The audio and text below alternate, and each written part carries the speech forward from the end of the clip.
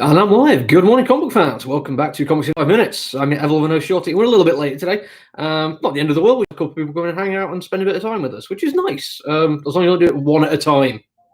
No more than that. But still, it's cool. Today, we're reviewing this. Transformers Back to the Future. Not Transformers versus Back to the Future or meets, it's just Transformers Back to the Future. And it's written by Cavan Scott, who is a guy I barely know anything about, but I thoroughly enjoy the Shadow Service. So I was actually looking forward to this one.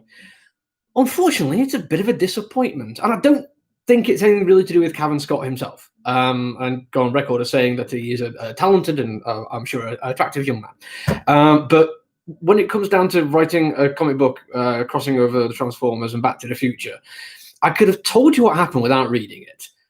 They're going to see the Decepticons are going to see the DeLorean. They're going to go, oh, wow, that's a time travel thing, because there's always going to be a way to figure that stuff out. They'll see tachyon particles or whatever. And then they'll go and steal it, and they'll go back to the future and enslave, well, if not humanity, Hill Valley. Then Marty McFly will realize he has to go back in time and solve the problem. And because it's a Transformers thing, his car will probably be a Transformer. And yeah, that's what happens. It is very much a by-the-book, paint-by-numbers plot of a Transformers Back to the Future story. And that is disappointing. Not to say, you know, there's much else you could do with it. I mean, I literally, that was my idea of what it was going to be before I read anything about it, before I picked up the comic book. I mean, I was putting in this listation thinking, yeah, that's probably what's going to happen. That doesn't mean that, you know, he's missed a chance to tell a really exciting, interesting story, because I'm not sure what really exciting, interesting story you could do. Maybe the other 3 issues of this 4-part series will actually have an awful lot of cool, amazing things happening back in the past when the Transformers and the Decepticons are taking over the world. It is the world, not just Hill Valley, but they definitely have some Hill Valley stuff in there, just because it means you can have Biff Tannen being mayor and Starscream being a bit of a knob to him, which is fun. And that's the thing. It is fun. I'm a big fan of Back to the Future. I genuinely love those movies. Back to the Future 3 being the far superior of the trilogy. And not just because I'm a fan of cowboy movies, obviously. But there's great stories you can tell, but you don't have to take it that seriously. You don't have to go all meta and dark contextualization of what it means to be a person in an ever-changing dynamic universe. It can just be like, cool, you go back in time, you got a skateboard. That's fine. I have no issue with that. And those parts of the story, Cavan Scott does great. He actually, the Starscream basically giving Biff Tannen a noogie is just a rather wonderful moment. I'm just trying to find the exact page because it is worth seeing. Oh yeah, there we go. Hello, everybody home. Think human, think.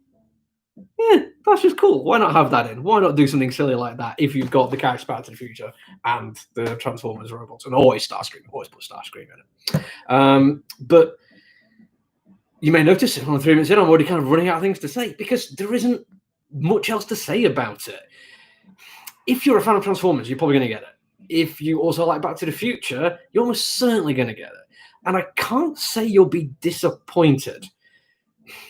Maybe you will. I was, but it's kind of hard to establish exactly why, because it does everything you want it to do. It doesn't expect it to do. And expecting it to do something different, I mean, could actually spoil the fun of it. I mean, it's a good-looking comic book, but again, it doesn't really go out the way.